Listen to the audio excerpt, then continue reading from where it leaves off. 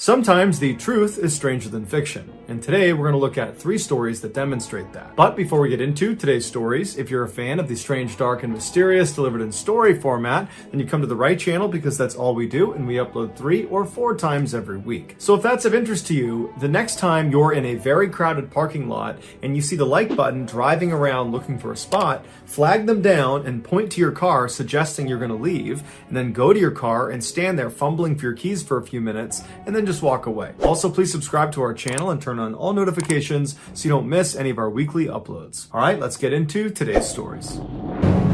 Stationed inside of a trench in northern France. By this point, Henry was already considered a war hero, and he would go on to become the most decorated British soldier in World War I. But his awards are not what he is remembered for. On September 28th of that year, after a long day of fighting, Henry was propped up on the edge of his trench looking out towards the German line. It was dark and quiet, and there was mist in the air, and at some point, Henry noticed a figure way off in the distance walking towards him. Henry instinctively raised his rifle, but he didn't pull the trigger. He wanted to make sure who he was shooting was his enemy, because it could be one of their own men who got wounded and was making his way back to the trench. And so Henry's looking down his gun, staring at the sky, waiting to figure out who he is, and after a few seconds, out of the mist walks a badly wounded German soldier, so it is his enemy, but he wasn't carrying a weapon, and he didn't appear to understand he was walking directly into Henry's sights. Henry aimed his rifle right at this German man's heart, but he didn't pull the trigger, and the man just continued to walk directly towards Henry until he got about 30 meters away,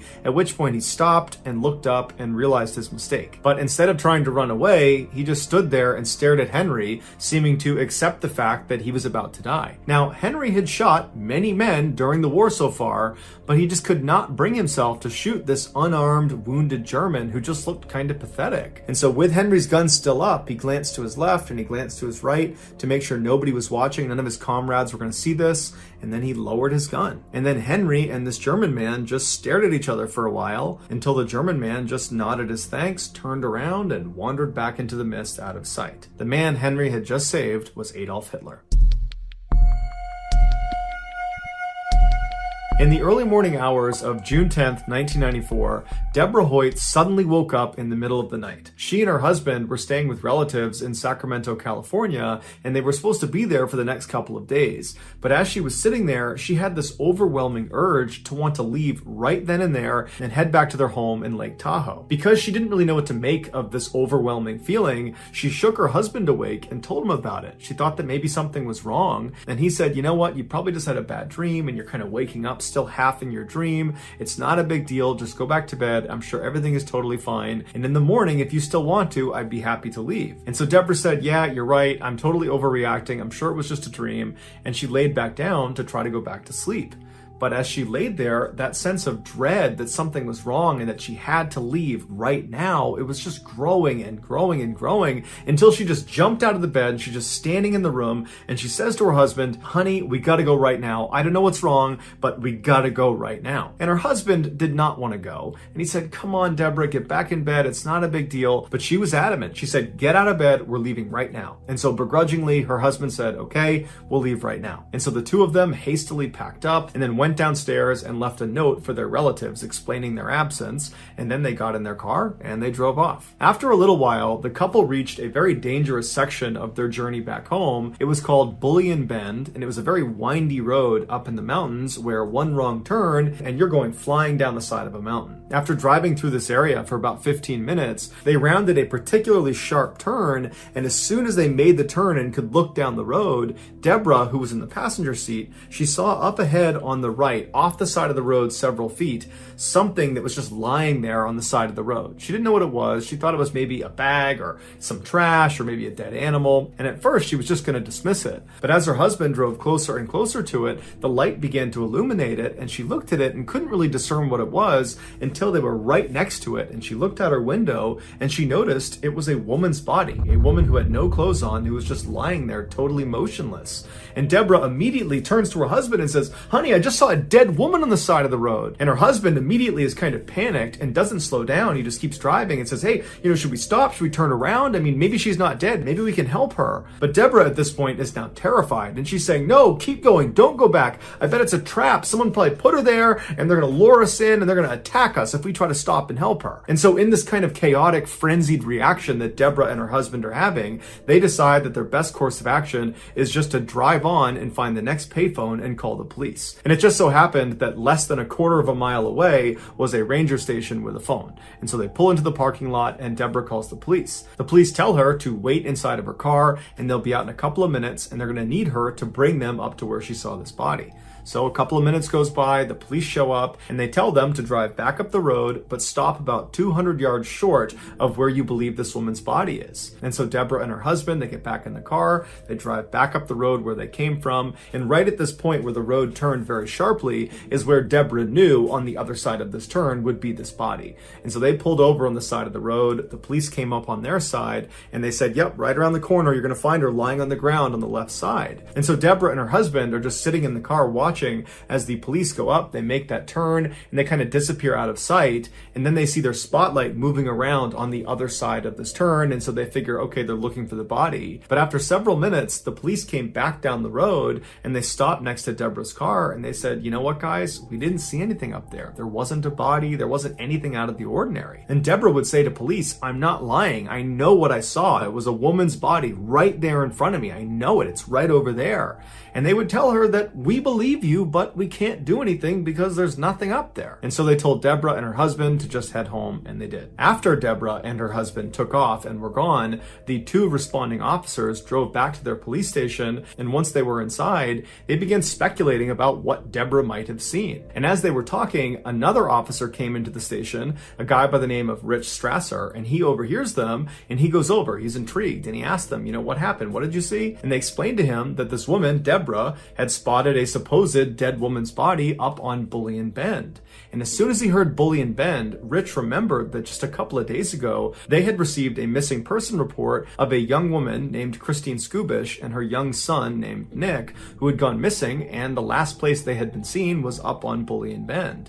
And so Rich wondered if maybe there was a body up there, and maybe it was Christine's. And so the next morning, Rich got up early and he headed out to Bullion Bend, and when he reached the exact spot where Deborah had claimed to have seen this dead woman's body, he found a children's shoe. And so he stopped his car, he got out, he picked the shoe up, and he's looking around and he's looking for anything else that's out of the ordinary, but there's nothing on the road, there's no skid marks, there's no other debris, there's no other clothes, there's nothing. And so he walks over to the guardrail that overlooks this very steep embankment, and he looks down the other side, and at first all he sees is just trees everywhere, but as he's looking, he thinks he sees more clothing farther down the mountain. And so he climbs over the guardrail and he very carefully maneuvers his way down, and after only a couple of seconds, he reaches a clearing in the branches and the trees, and he can see down to where the terrain kind of levels off, and right down there is a smashed up red four-door sedan. It was the same type of car that Christine Skubish had been driving when she went missing. And so Rich ran down the mountain, following debris all the way to this wrecked car. He goes around to the driver's side and he looks inside, and there in the driver's seat is Christine Skubish, and unfortunately she was deceased. And then on the passenger seat is her son, Nicky, and he is alive, but barely. He had gone 5 days without food or water. And doctors would say when Rich found him, he probably only had about 1, maybe 2 hours before he would have died as well. Authorities believe Christine fell asleep at the wheel and she drove off that embankment. Initially, Rich believed Deborah must have seen Christine when she was driving through the mountains and saw that woman on the side of the road. After her accident, Christine must have gotten out of her car and then climbed up that embankment and then laid on the road, hoping someone would see her, and then when no one stopped for her, she went back down to her car where she ultimately died. But according to the coroner, that would have been impossible, because when Christine crashed off the road, she died on impact 5 days before Deborah saw that woman on the side of the road. So it could not have been Christine. To this day, no one knows for sure who or what Deborah saw on the side of the road. But it is objectively true that Rich only investigated Bullion Bend and found Nikki alive because of Deborah's police report about this dead woman on the side of the road. And Deborah was only on that road because she'd had this totally weird middle of the night urge to suddenly leave a relative's house and drive up into the mountains, something she had never felt before and didn't really know how to explain. So either this is an extremely strange set of circumstances, or Nikki had a guardian angel. In early 1983, residents of the Cranley Gardens apartment complex in North London began complaining about their drains being clogged up. Initially, their landlord was dismissive and said, "Oh, it's just an old building, it's old plumbing, and that's why it's slow." But eventually, the landlord conceded and asked a plumber to come out and have a look. And so, on the evening of February 8th, an experienced plumber named Mike came out to Cranley Gardens, and after learning what the complaints were, he went around to the side of the building and he opened up a drain cover to have a look inside. As expected, when he shined his light down, he saw wads of hair and napkins and other things kind of mashed together, clogging up the pipes. And so he reached in and he began pulling the stuff out and putting it in a bucket right next to him. And then after he had cleared the majority of the obstruction, he reached his arm all the way into this pipe to feel around to see if there was anything in there that he just couldn't see. And at some point, as he was reaching, when his arm was almost completely into this pipe, his hand hit a major blockage. And so he moved his fingers around to try to feel what it was, but he couldn't tell. It was something that was fairly soft, but there were some hard things inside of it, like sticks or rods. So he grabbed a handful of this blockage and he pulled his arm back out of the pipe. He opened his hand, and what he was holding looked like ground meat, but it wasn't any meat he had ever seen before. And inside of this fleshy substance looked like little bits of bone. Now, Mike had cleared many pipes before, and he had never seen meat be the reason for a blockage. And so this whole situation just seemed really strange, and he decided, it's late, I'll just come back tomorrow with my supervisor so he can see what this is too. So Mike puts the cap back on the drain pipe, and he walks out from behind the building back out towards his truck parked on the road. And as he's walking, two of the residents of this complex come out and they say, "Hey, did you fix the blockage? What was it?" And Mike would say no, he hadn't. And then he just kind of blurted out that there was meat in the pipes. That was what was causing the blockage. And then one of these two residents says, "Well, I bet people are just flushing their Kentucky Fried Chicken down the drains. That's what's causing it." And Mike looked at him and he was like, "Yeah, maybe." And then he just turned around, got in his truck, and he drove away. Early the next morning, Mike and his supervisor came back to Cranley Gardens, and they went around to the side of the building. They undid that cap, and then Mike reached down inside expecting to feel this blockage, but where it should have been, there was nothing. Somebody had cleared the pipes. And so Mike and his supervisor are looking at each other, and Mike is like, "There's no way that cleared on its own. Someone had to have come out here and cleared it, but I don't know why they would have done that and still had us come out." But the men decide, maybe by chance it did just kind of slip through and cleared itself, so let's just continue the process and make sure each of the apartment buildings, their individual pipe is unobstructed.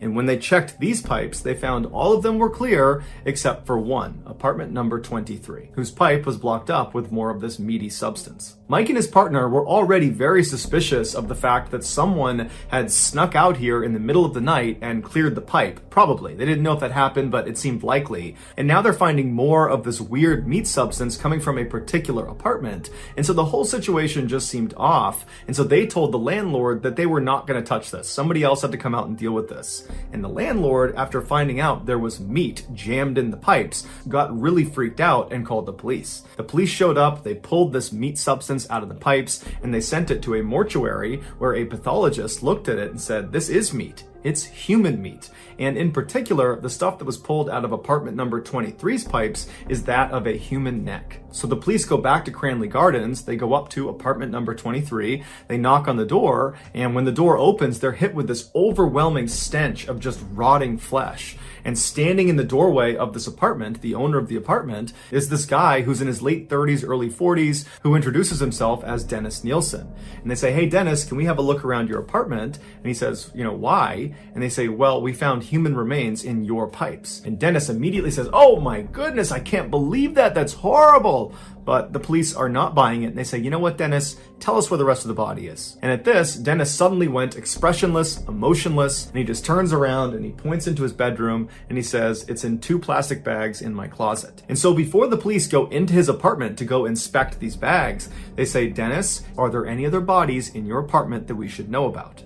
And Dennis sighs and he looks up to the ceiling and says, Yeah, there's about 15 or 16 here. It's a long story, it goes way back. I'd love to tell it to you, get this off my chest, and I'll do it at the police station. So after Dennis was arrested and brought to the station, he told them his horrible story. It had all started 5 years earlier in 1978 when Dennis was 33. He was at a pub having some drinks by himself when a teenager came into the bar and attempted to buy an alcoholic drink, and he was denied service. And so Dennis pulled him aside and said, "Hey, I'd be happy to give you a drink at my apartment. It's right down the road." And the young man, whose name was Steven, was very excited about this and said, "Great, let's go." Once they arrived back and they were up in Dennis's apartment, the pair had lots of drinks and they were having fun and laughing. And then at some point, the pair climbed into bed together. The next morning, when Dennis got up, his new friend, Steven, was still sleeping right next to him. And he had this sudden, overwhelming sense of dread because he knew as soon as Steven woke up, he would see this as a one-night stand and he would just leave. He would not stick around and remain friends with Dennis. And Dennis just did not like that idea. He wanted Steven to stay. And so he looked on the ground next to the bed and he saw the necktie that Steven had been wearing was on the ground. And so he got on the ground, he grabbed the necktie, he fashioned it into a noose, and then he climbed back on the bed, got on top of Steven's chest, and he looped the tie around his neck, and then he pulled it as tight as he could. And as soon as it was tight, Dennis would tell police that Steven came alive, and he began reaching for his neck and kicking Dennis as hard as he could, but he just can't get it off. And at some point, Dennis said Steven just seemed to give up. He looked up at Dennis and knew he wasn't going to get this off and that Dennis was determined to kill him. And so Steven just allowed himself to go limp, and then he slouched over. And as soon as that happened, Dennis said he relaxed. But as he's looking at Steven, he realized he wasn't dead. He was just unconscious. And so Dennis goes into the kitchen and he gets this huge plastic bucket and he fills it up with water and he sets it in the middle of his kitchen floor. And then he gets a bunch of kitchen chairs and he lines them up like a table right in front of this bucket of water. And then he drags Steven's body into the kitchen and he lays him on his back on these chairs, but make sure his head is not resting on the chair. His head is kind of dangling off the back of these chairs. And then he grabbed that bucket of water and he slid it right underneath Steven's head. And then Dennis got on top of the chairs, on top of Steven, and then he pressed the young man's face straight down so his head went backwards until his mouth and his nose were under the water. And Dennis held him like that until Steven regained consciousness, but again, he didn't fight it. He knew he was doomed. And after several minutes, the bubbles stopped coming to the surface and Steven was dead. Dennis pulled his victim off of the chairs, he brought him into the living room and he sat him on a chair. And then Dennis went into the kitchen and he made himself a cup of coffee and he smoked some cigarettes. And then he just stood in the doorway and looked at Steven's body. And he would tell police it was a very bizarre experience because Steven still looked like he was alive. In fact, Dennis would try talking to him as if he was going to talk back, but obviously he didn't. And at some point, Dennis realized, the life he had before he killed Steven was now over. He had a new life and he didn't really know how to handle it. And so the first thing he thought to do was to clean Steven. So he took Steven's body and he brought him into the bathroom and he gave him a very long bath, cleaned his body, cleaned his hair. And then afterwards he got him out, he dressed him and put him into his bed. And then Dennis climbed into bed with him and laid with him. And he would tell police as he laid there, he suddenly felt overjoyed. Steven was not going to leave him. He was going to stay here as long as Dennis wanted him to. After laying with him for some time, Dennis realized he had to find a way to hide Steven's body in his apartment so no one could find him. And so he left his apartment and he went to a hardware store where he got an electric knife and a big storage bin. And he brought them back to his apartment, and as he was about to cut Steven up, he just couldn't go through with it. So instead, he just climbed into bed and took a nap next to Steven's body.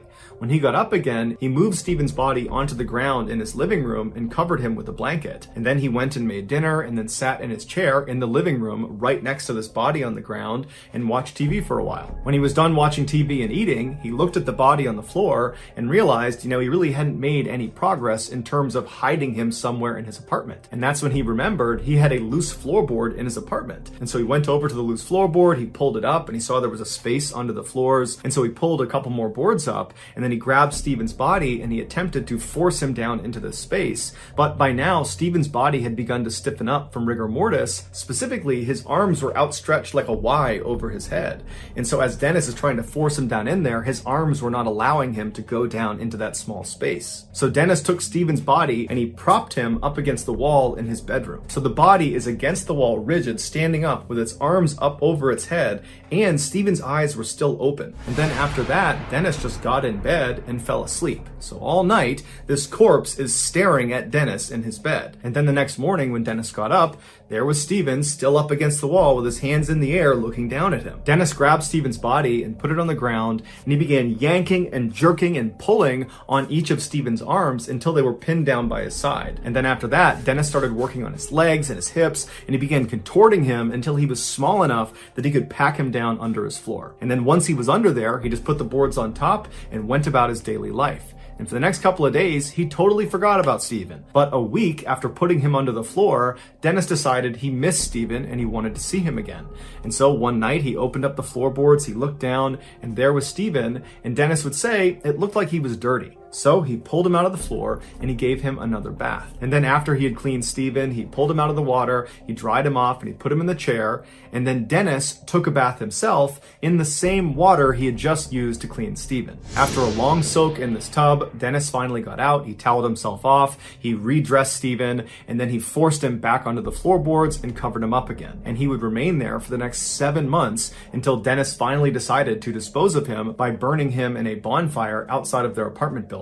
And then after the body was completely incinerated and gone, Dennis remembered thinking, I can't believe I just got away with murder. And so he would do it again and again and again, killing at least 15 young men from North London, all by strangulation or by drowning or a combination of the two. And after he killed them, he would keep them stashed in his apartment for months at a time, in his closet, in his cabinets, in his bed, under the floors, all over his apartment. He had these bodies. And while these bodies were in his apartment, he liked to periodically take them out to spend time with them. He would tell police he found corpses to be beautiful. He was fascinated by them. But eventually, in 1983, he had so many bodies stashed all over his apartment that he knew he really needed to expedite getting rid of them. And so he began cutting them up and trying to force them down his drain, which eventually clogged the pipes. And so when Mike the plumber showed up and discovered this meaty substance in the pipes, and Dennis overheard him talking about it, that night after Mike was gone, Dennis had gone outside and attempted to clear the rest of the remains from the pipes. But he wasn't aware there were still remains stuck in the pipe that led to his specific apartment. Dennis Nielsen confessed to killing 15 young men and attempting to kill at least 7 others, and he was sentenced to life in prison. Dennis never showed any remorse, nor did he show any desire to want to be free again. He actually said he deserved to be in jail for what he did. In 2018, Dennis Nielsen would die in prison at the age of 72. So that's going to do it, guys. If you found the secret in today's video, let us know in the comments what it is and where you found it, so give us the timestamp. And if you're the first to do that, we will pin you at the top of the comment section. If you got something out of today's video and you haven't done this already, the next time you're in a very crowded parking lot and you see the like button driving around looking for a spot, flag them down and point to your parked car as if you're going to leave, and then go over to your car and spend a few minutes fumbling for your keys before just walking away. Also, please subscribe to our channel and turn on all notifications so you don't miss any of our weekly 3 or 4 video uploads. If you want to get in touch with me, you can direct message me on Instagram or on Twitter. My username for both platforms is the same. It's JohnBallin416. I also have a ton of content over on TikTok where my username is Mr. Ballin. I also have a second YouTube channel called Mr. Ballin Shorts where I post random short videos and lost episodes. If you have a story suggestion, please submit it to our subreddit just called Mr. Ballin. It's linked in the description below. So whether I see you on Instagram, Twitter, TikTok, Reddit, YouTube, or some combination, just know that I really appreciate your support. And until next time, that's going to do it. See ya.